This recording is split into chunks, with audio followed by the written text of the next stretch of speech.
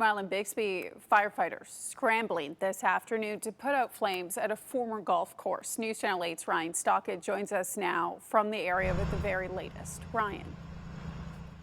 Yeah, Brenna, I'm here at the old White Hawk golf course, and if you look behind me, there's a row of cherry pickers along the street, and what they're doing is they're replacing the 8 power poles that were pushed down by the wind that ignited this fire. Not sure if you can see behind me, but the grass in the old golf course is burnt.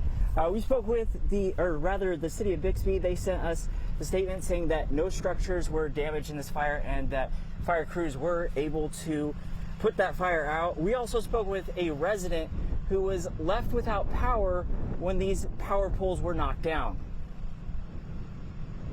Our electricity went off about 11:45, 11:50 this morning, and I had called the power outage place, and so we were heading into our business actually because the electricity was off here, so we were going to go down there.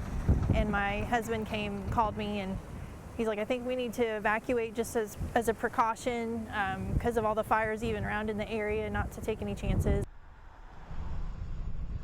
Winnery drove by a little over an hour ago saying that her electricity was now back on.